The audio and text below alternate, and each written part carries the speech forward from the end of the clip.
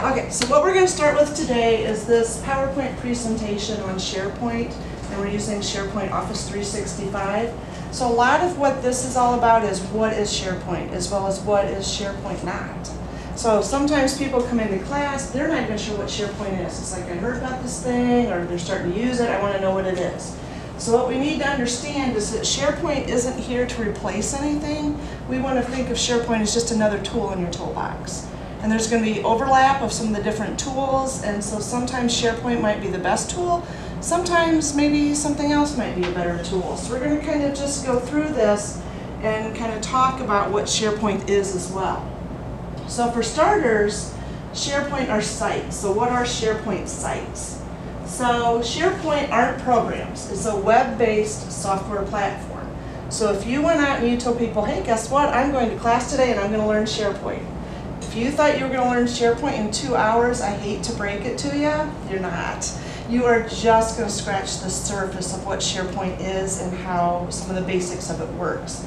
So learning SharePoint would be similar to saying, I'm going to go learn Microsoft Office. So to learn Office, you have to learn Outlook, Word, Excel, PowerPoint, Access, all of that. SharePoint's kind of the same thing.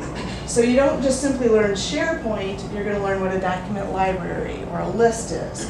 What a wiki page is, calendars, task lists, discussion boards. There's all different things and different aspects of SharePoint. The most common and what we're going to focus on is just your document library. But there's a lot of other things that SharePoint can do. So, SharePoint makes websites. We're not going to send you back to college and turn you into web programmers. So it doesn't take real extensive programming skills in order to create a website in SharePoint. Also, unlike a typical website, because what do you usually do with a typical website? You go out, you read, you might print. That's about it. With SharePoint, you are creating the content. So you're going to be contributing to what's in that SharePoint site. It's going to help you collaborate with other people on the same documents. So you can have one document in there and other people can access that document. You can all collaborate together. It's going to give you a place to keep that content. Now I'm sure none of you do this, but I know when I first hired in here there were email documents going back and forth, and you got this version and that version, and then all of a sudden it's Friday afternoon and the boss says, hey, I need a copy of this document, and you're like, okay, you're in your email and you're looking, and I think this is the latest one. I'm not sure if that person updated it since then, but here you go. If you put it in SharePoint, there's one document, you know right where to find it, you know it's the most up-to-date version. Another nice thing about SharePoint is you can access it anywhere you can access the web. So if you are any place that you can get a web browser going, you can get into this. So if you are traveling and you're traveling abroad, if you can get a web internet address, then you can get into SharePoint. So I know, like, I live 45 minutes away, so if we've got a lot of snow and I know it's coming, I'll probably just work from home and I can work in SharePoint and access all my documents from home. So it's kind of nice. So why should we use SharePoint? First off, I want to talk about file shares. So we've got the network file shares. And when we first started doing this, there were some people who thought, oh, the network file share is going away. But it's not. It's just, like I said before, just another tool in the toolbox. So sometimes network file shares, it's going to make sense to still keep them. One time might be when the documents really aren't changing that much. You're not in there constantly changing them. Network file shares might work. Archives, backups of documents is another good thing that you might want to put in your network file share. There's also a piece of software called OnBase, so sometimes archives OnBase might be a better suggestion. Now one thing here we talk about is the large file size documents.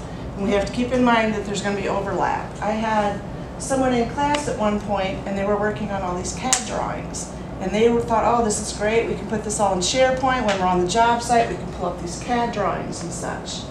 Well, one thing we need to keep in mind is that SharePoint is a Microsoft project, or as a Microsoft product. So it's going to play very nicely with other Microsoft applications. So if you have Excel, Word, PowerPoint files and you're storing them here, it works great. You can even use the online feature and edit and view them. If you have something like CAD, it doesn't play quite as nicely with them. So you're going to upload those documents in there, but in order to read them, you're going to have CAD loaded on your computer. And it's going to be kind of slow because they're very large files. So you're going to have to download them, look at them in your CAD software, and then basically upload them back. So I thought, it might not be the best solution, but it turned out for them it was. Because a lot of times if you're on the job site, you don't want to have to store all of those, on your laptop or your computer. You can still get to them through that internet access. So it worked out well for them. The other thing to keep in mind is restricted data. One of the things I gave you was this handout here. And that's going to tell you about some of the limited access, some of the restricted data. So the fact that you can open up your SharePoint site and share it with other people, you don't have quite as good a control on who's seeing some of that data. So there's some things we don't want to see in SharePoint. Examples, social security numbers should never ever be put in SharePoint. We don't want driver's license numbers, credit card numbers, some of those types of things you want to stay away from.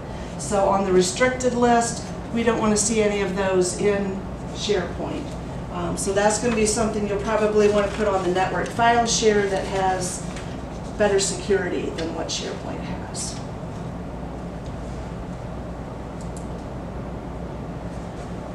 So, will SharePoint replace our OneDrive? No. Once again, OneDrive, there's still going to be times when OneDrive is a good tool to use in the toolbox. Some of the times when it might make more sense for OneDrive is if it's your individual's files. The whole idea behind SharePoint is that you're sharing things. So if it's something that only you need access to, maybe it's your year-end evaluation, the only one who needs to see that is me and my boss. I can store that in OneDrive. Now, another thing is that OneDrive is open to external sharing outside of BGSU.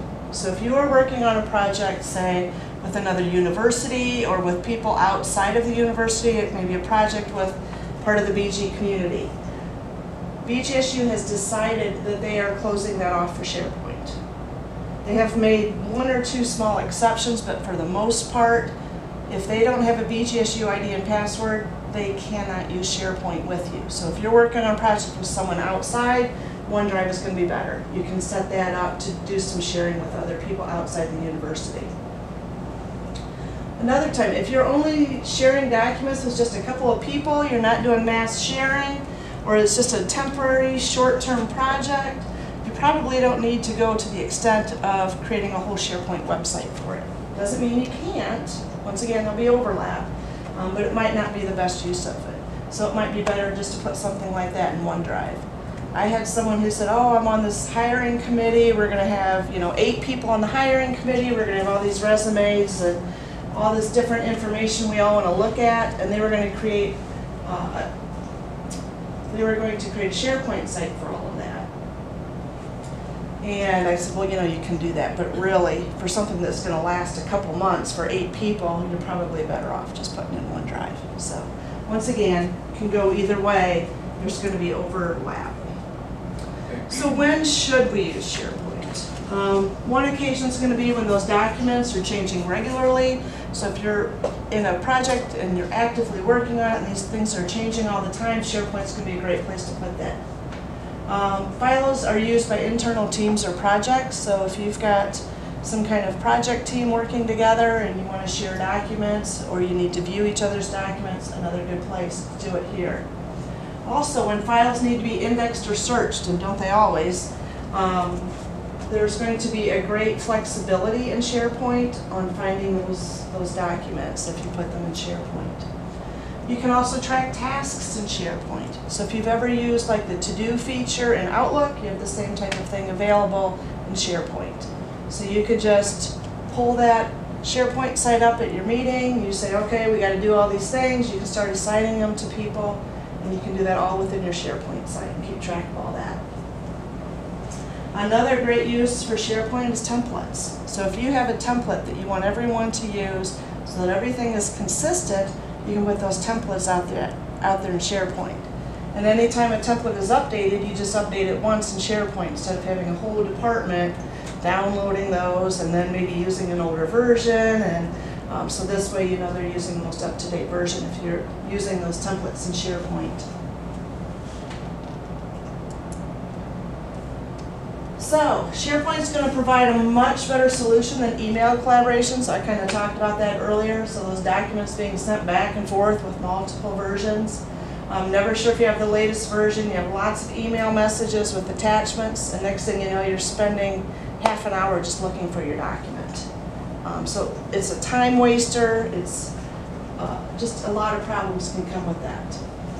Another problem with network collaboration is the duplication in folders and the difficulty in the slow searching, as well as some of the security issues. So I know when I first came in here and I was working on a project to get where I needed my documentation, it was about 10 folders deep. So I either needed to make a shortcut or need to make a note, because their logic when they set up the folder structure was not the same as my logic. And so it was difficult justifying where my documents were supposed to be housed in that structure. Also with security, if you have someone new being added or someone leaving, then you need to contact IT and you need to put in a ticket, and sometimes that can take days to get all that security up to date. With SharePoint, you have a SharePoint owner, and they can do it in just a matter of minutes. So there's some benefits there as well. So you guys, I can talk. Are you guys familiar with metadata? Do you know what metadata is? Okay, so we've got one who's familiar with metadata. So the way I would define metadata is going to be data about your data, or information about that data. So this is going to help with searching and filtering your data. So whenever you upload a document, there's going to be information about that document, like who created that document, when it was created, what type of document it is, how long that document is. And then you can attach additional keywords to that document to describe that document. And that's what we call metadata. So that's going to provide keywords to describe that document. It's also going to help increase the flexibility in viewing that data, and I'll explain that in a little bit. Also, compared to folders, it's going to help keep that URL length in check. So one thing we have to remember with SharePoint is it's a website. So every document in here has a URL or has a web address. And there is a limit on how long that web address can be. So we have to keep that in mind. So here we look at this URL path length restrictions. So at approximately 260 characters, that's going to break. So if it gets to be longer than 260 characters, you're going to start running into trouble. So your http:// takes up part of that 260 characters. Your bgsu.edu takes up part of that. And then the sites and the name of your site and so on. And every time you put a space in there, that space is replaced with %20. So now a space is using 3 characters. So if you've seen people name documents or name folders with no spaces in upper and lower case, that's why. They're trying to save those 3 characters. So when you go to start putting all of your information into SharePoint, if you want to recreate that network file share with 10 folders deep, I can't stop you from doing that. I can encourage you not to. I'm going to try and talk you into not doing it. It's going to be a kind of different way of thinking. But if you start going 10 folders deep, you're going to run into problems with that 260 character limit. And next thing you know, you go to upload a file or a document, it's going to say there's something wrong with this file name. And it kind of sometimes gives you an odd message that doesn't make sense, but it's because you're breaking that 260 character length. So I want to show you an example on how to use metadata and how this can work in a traditional file structure, as well as how this might work in SharePoint. So we're going to pretend that this car lot out here, are we okay? Yeah. Okay. So I'm going to pretend that this parking lot out here is my dealership, and that I have all of these used cars for sale out here. And so now I have to figure out how I'm going to take care of this inventory and how this is all going to work.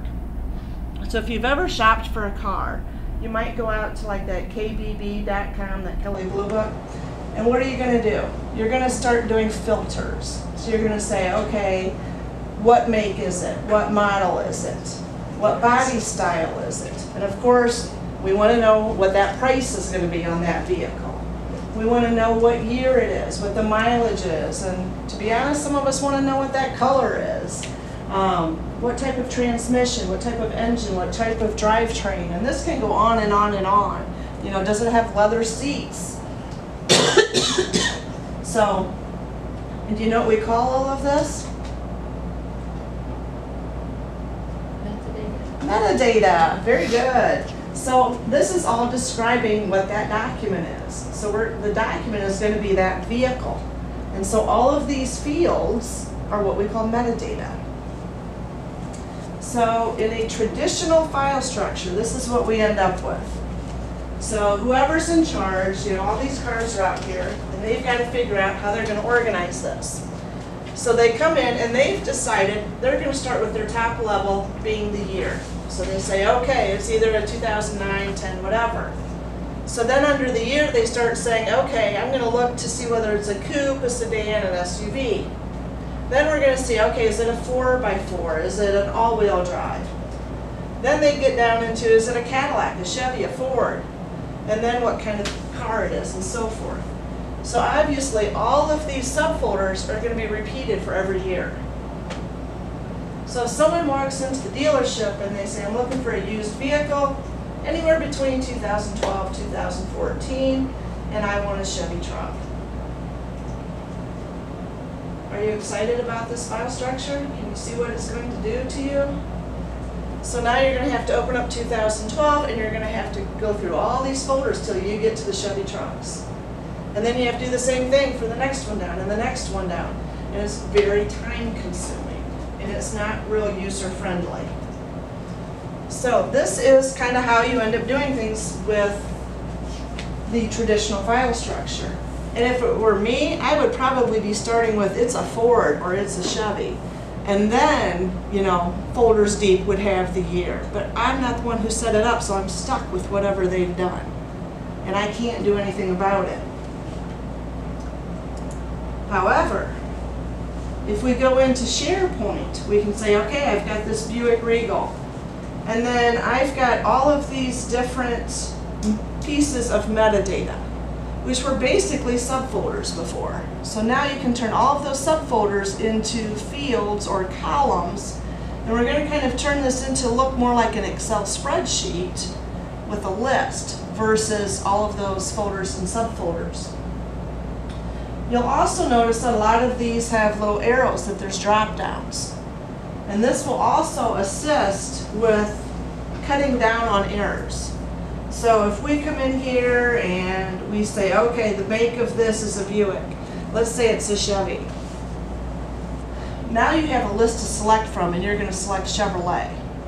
In the traditional file structure, you know, someone might be typing in Chevy or someone might be typing in Chevrolet. Someone might be typing in Chevrolet and spelling it wrong. And so then when you try to find things, you've just got a mess. So here, now the site owner would have to do this, and that's something covered in the other class, but they can set up a list to choose from. So they're going to say, these are the types of vehicles in our lot, and so hopefully that will cut down on some of the errors because they're just going to select Chevrolet from the list. The same thing with, you know, is it automatic, is it this or that? So it cuts down on spelling errors as well as other things. It's not idiot proof, so there's you know, still a chance someone's going to call it a Ford when it's a Chevy. So we can't cut out all errors, but it does cut down on a lot of the errors. So then after we've entered all of our metadata, this is what it's going to look like in SharePoint. So here we see our car inventory, and now we've got, instead of all of these folders going down, we have no folders. So this is kind of like a whole new concept to most people, that we're going to take all of our information and just toss it into one pile. So we're not going to have any of these folders and subfolders, no folders. We put everything in here, and those folders now become columns. And that's part of our metadata. So now I've got the body style, the engine, the transmission, the drivetrain, the make, the year, the miles, and so forth. And so now it's going to be totally organized differently. And now if someone comes in and says they want a red Chevy truck, I can come in here and I can say, okay, the make should be Chevy, and I can filter on that column. And I can say the year should be between this, and I can filter on that column. And then I can come over to here and say it should be a truck, and I can filter on that column, and boom, I've got my list. And then there's going to be an option where you can actually create a view, and you could say this view is named Joe Schmo, or whoever it was that came in on your lot looking for this red Chevy truck. And so then you can say, hey Joe, this is what I got. He's like, well, you know, I want to look around. Well, you can save that as a view, so if he calls on the phone, you know, a week later you can say, oh, sorry, that one's sold. He goes, but guess what? We got 2 new ones that fit this criteria. And you can see it in that view. You can also create new views. So you're looking at this thinking, why in the world is price the last column? Should be the first column. You can come in and create your own view, and you can say, make price come over here. And you can rearrange the order of any of these columns. You can do filtering, and you can look at just what you want to look at and give it a new name. And so then you'll have different views available up here. And you won't be stuck with that view of whoever set it up to originate. So it makes it a lot more flexible. But let's say we're doing so well with all of this car inventory out here that we decide we're going to sell boats. We're going to have boats in the back. So now what do? Do you think we can put all our boats in here? But we might have totally different types of information, right? So they might not mesh very well. Well, what you can do is off to the side here, we've got this as a document library. We can have multiple document libraries. So we can have one document library for our car inventory, we can have another for our boat inventory, and we can have different metadata on our boat inventory. So you don't have to put everything in one library. So you just create a new one off here. A little different way of thinking of things. And that's not to say you can't create folders, because you can. So a lot of people still do use some folders. But it makes it more flexible for adjusting some of your views if you're not using all of those folders. Any questions?